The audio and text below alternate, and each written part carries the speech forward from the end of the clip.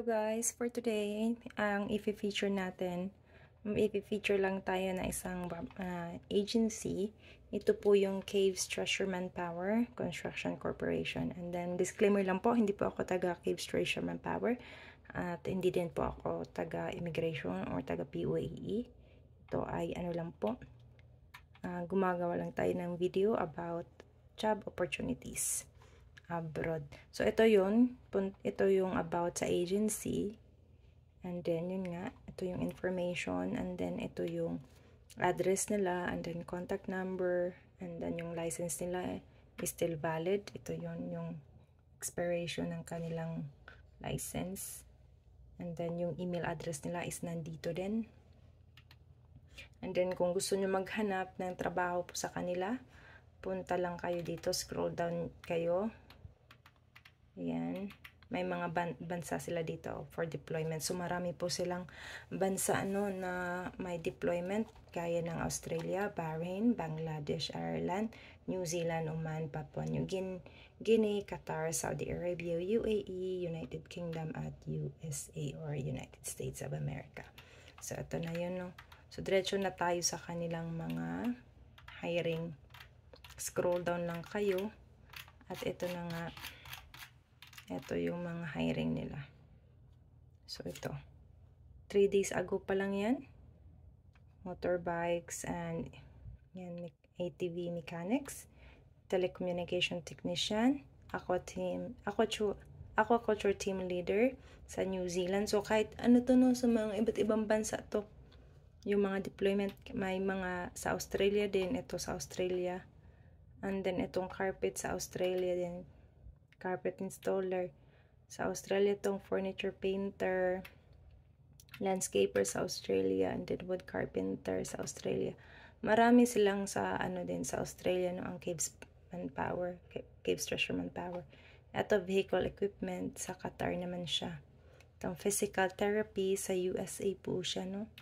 So ayan, plant chemical, plant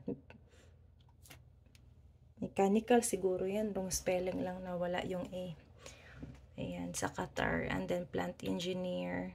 Industrial refrigeration sa Australia naman. So, ayan, no, mga 3, bago pa lang ang iba. May 3 days ago. And then, yung iba 3 weeks ago. And then, ayan, no, CNC glass operator, blaster painter, physical therapist. Ayan. Marami silang deployment for Australia. Ang Caves Treasure Manpower. Yan. Marami pa, no. Kayo na lang mag-ano dyan. Puntahan nyo na lang ang agency na ito. Ayan, mga 1 month ago. Yan, dairy farmer. So, yan, no. Yan lang. So, kung gusto nyong basahin yung information nila, meron naman sila nakalagay dito, Ayan, about the agency. Ayan. So, yun lang po for today. And yes, pwede nyo i-check sila, no? Ang Caves Treasure Manpower. Marami silang hiring. And then, yun nga, yung mga for deployment nila, maraming mga bansa sila. Ayan, Australia. Ayan, nangunguna ang Australia. Ayan. So, ayan po, no? And then, magandang agency din to sila kasi wala din silang hinihinging. Yun nga. Processing fee. At yun. Ayan, no, that's it lang for today. Alam nyo na kung paano mag-apply. I-view more nyo lang. And then, yun nga, pwede mag-submit diretso sa PUAE Jobs Abroad na website or sa email nila. And yan, that's it. Hindi ko mabuksan yung email, nila at tawag nito. Yung website nila. Hindi ma-open ang nila, website. Tinatry ko siyang i-click yung website, wala. Pero may Facebook sila. Ayan, ito yun. Ayan, tinatry ko yung website, hindi ma-open. Ayan, this site cannot be reached.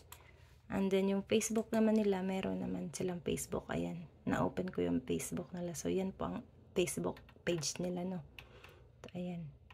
Ayan, may mga posted sila dito. So, kung gusto nyo pumuntahan yung Facebook page nila, yan, click nyo lang yan. Yan, LinkedIn,